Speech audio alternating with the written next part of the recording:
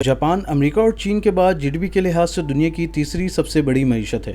Japan کی G D P کا تخمینہ 5.1 ٹریلین ڈالر ہے، جو کہ دنیا میں اپنے مینوفیکچرنگ سیکٹر سے پہچانا جاتا ہے، جن میں ٹویوٹا، سونی، ایسوزو اور مٹسوبشی سمیت دنیا کی کچھ بڑی اور کامیاب کمپنیوں کا گھر ہے۔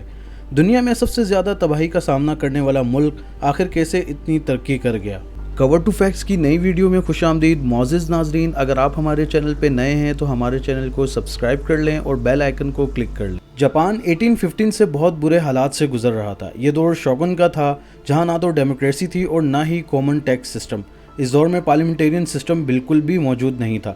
جاپان بہت سے چھوٹے چھوٹے ڈویژن میں بٹا ہوا تھا، جہاں کے لوکل زمیندار ہی وہاں حکومت کیا کرتے تھے، یعنی پورا ملک ڈی اسٹیبلائز ہو چکا تھا۔ پھر 1816 میں شوگن کے دور کا اختتام ہوا اور میجی نئے لیڈر کے طور پر سامنے آئے۔ میجی جاپان کے لیے بہت بہتر لیڈر ثابت ہوئے، جنہوں نے سب سے پہلے جاپان میں پبلک پالیسی کا اعلان کیا، جن میں سب سے پہلے الیکٹڈ پارلیمنٹیرین سسٹم بنایا گیا تاکہ پورے ملک کی ڈیموکریسی کو ٹھیک کیا جا سکے۔ اس کے بعد وقت کے ساتھ ساتھ جاگیرداری نظام کو ختم کر کے سب کو ایک قومی دھارے میں لایا گیا۔ اس کے بعد جاپان کی ترقی کا سفر شروع ہوا، جہاں جاپان نے کامن ٹیکس سسٹم کے ساتھ ساتھ روڈ ڈیولپنگ اور مینوفیکچرنگ پر پورا دھیان دیا۔ جاپان کے پاس کوئی قدرتی وسائل موجود نہیں تھے۔ اس سسٹم کے بنتے ہی کچھ سالوں میں جاپان نے خود کو اتنا مضبوط بنا دیا کہ اس وقت کی سپر پاور کنٹری رشیا پر حملہ کیا اور رشیا کو شکست دی۔ آخر جاپان دوسری کنٹریز پر اٹیک کرنے سے پہلے امریکہ پر حملہ آور کیوں ہوا؟ اس غلطی کی سب سے بڑی وجہ بنی نیچرل ریسورسز۔ اب کیونکہ جاپان کے پاس اپنے نیچرل ریسورسز بالکل بھی نہیں تھے، نہ اسٹیل تھی، نہ گیس اور نہ ہی آئل۔ ان نیچرل ریسورسز کو حاصل کرنے کے لیے جاپان نے دوسرے کنٹریز پر اٹیک کرنا شروع کر دیا۔ کیونکہ جاپان کا مورال بہت اسٹرانگ ہو چکا تھا، وہ اپنی آرمی کو لے کر اپنے ملک سے اس لیے باہر نکلا کہ کچھ کنٹریز پر اٹیک کیا جائے تاکہ ان کے نیچرل ریسورسز والے ایریا کو قبضہ کیا جائے۔ ورلڈ وار 1 میں بھی جاپان کا خاصا کردار رہا، لیکن بات یہاں ختم نہیں ہوئی۔ ورلڈ وار 2 میں جاپان نے اپنے اسٹرانگ ایمبیشنز کے ساتھ اس جنگ میں کود پڑا اور یوں جاپان نے نیچرل ریسورسز حاصل کرنے کے لیے چھوٹے کنٹریز پر اٹیک کرنے کا پلان بنایا۔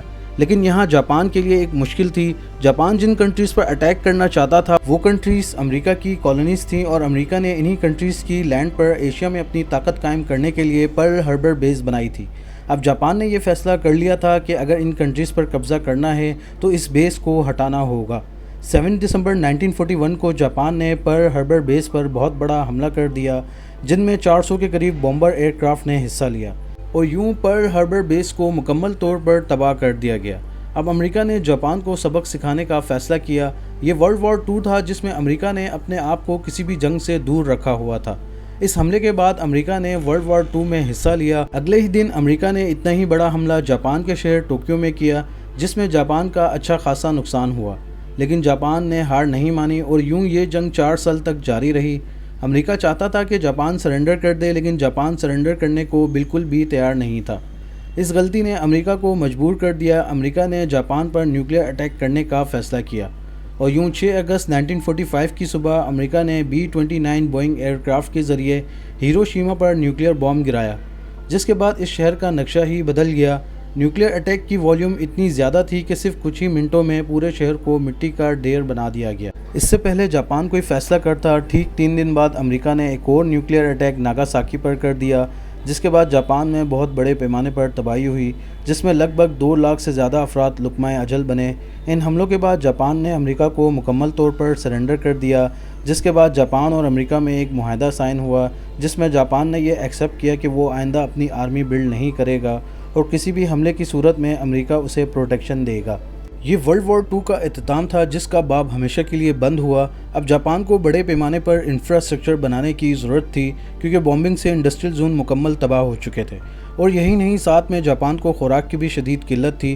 جاپان کی لیڈرشپ نے اس وقت ملک کے لیے اہم فیصلے کیے، جس میں سب سے پہلے جاپان کی ایکسپورٹ کو بڑھانا تھا، کیونکہ جاپان مینوفیکچرنگ میں پہلے سے ایکسپرٹ تھا، جس میں اور زیادہ امپروومنٹ لانے کی ضرورت تھی، اور ساتھ ہی جاپان اپنے تعلیمی معیار کو بھی بہتر بنا رہا تھا۔